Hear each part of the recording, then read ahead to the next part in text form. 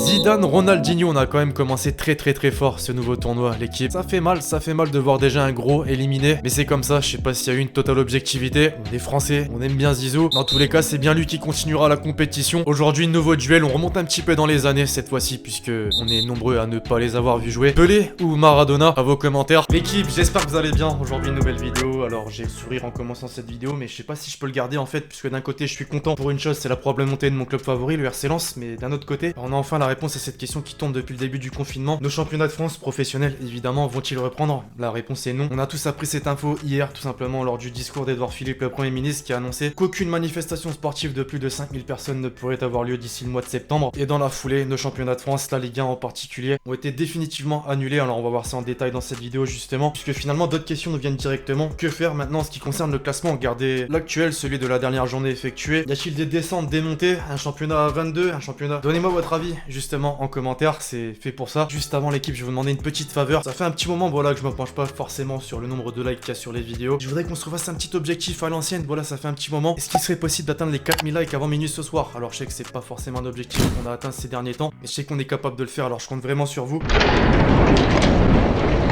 Tout a donc commencé hier en début d'après-midi avec Mohamed Bouafsi, le rédacteur en chef sur RMC Sport, qui prévoyait déjà une annonce du gouvernement concernant la Ligue 1 et la Ligue 2. Plus de foot jusqu'en août. Dans la foulée, c'est Bertrand Latour, journaliste de l'équipe, qui estimait que la Ligue 1 reprendrait en août pour l'édition 2020-2021. En revanche, début de championnat donc visiblement à huis clos. Et enfin, finalement, suite à l'annonce d'Edouard Philippe, c'est Noël Le Graët, le président de la Fédération Française de Football, qui a confirmé que la Ligue 1 et la Ligue 2 ne démarreraient pas. De même pour la nationale et la D1 féminine. Alors dans cette interview justement réalisée hier soir, il a répondu à quelques questions intéressantes, comme celle concernant les montées et descentes. Il devrait y avoir 2 descentes et 2 montées. Par contre, il ne voit pas comment on pourrait faire des barrages. Alors pour l'instant, c'est qu'une position, il n'y a absolument rien d'officiel, mais si on en croit, c'est dire. Amiens et Toulouse en Ligue 2, Lorient et Lens en Ligue 1. C'est merveilleux. Évidemment, énorme nouvelle pour mes Lensois, puisque dans tous les cas, finalement, le RC Lens devrait bel et bien monter en Ligue 1, et ce, malgré toutes les hypothèses possibles. Alors, je veux pas me faire de faux jours en attendant l'officialisation, mais clairement, ça c'est une putain de bonne nouvelle. Mes Lensois, là, manifestez-vous dans les commentaires. Pour revenir à l'interview de Le Graët, il y a également la question des droits TV, qui va certainement poser énormément de problèmes à certains clubs. Il en est conscient et espère que justement, ils seront versés pour éviter les bilans désastreux. Et en parlant de bilans désastreux, je pense à l'Olympique Lyonnais, voilà. Après avoir déboursé près de 100 millions d'euros, l'OL pourrait ne pas jouer de Coupe d'Europe la saison prochaine. Il y a 3 options qui sont évoquées. La première, celle d'effectuer un classement par ratio points pris par match. La deuxième, celle d'un arrêt total du classement à la dernière journée complète, c'est-à-dire la 27e journée. Ou alors la troisième et dernière option, l'arrêt du classement à la mi-saison, donc la 19e journée. Évidemment, si t'es lyonnais, la deuxième est plus qu'envisageable. Celui qui devra trancher, bah bon courage pour lui, puisque tous les présidents ne seront pas forcément du même avis. Olas, par exemple, veut des playoffs pour conclure la saison 2019-2020. Vraiment, ça va être un foutoir. Alors je compte sur vous pour me donner votre avis dans les commentaires. Quelle serait la meilleure option d'après vous? Pour parler des Marseillais, désormais forcément le sourire, j'imagine, étant donné que le club devrait probablement jouer la Ligue des Champions la saison prochaine. Enfin, cette douce musique au Vélodrome, beaucoup l'attendaient. Pour conclure rapidement, d'après Mohamed Bouafsi, encore lui, il y a 90 à 99% de chances qu'il y ait bien un champion de Ligue 1 et de Ligue 2.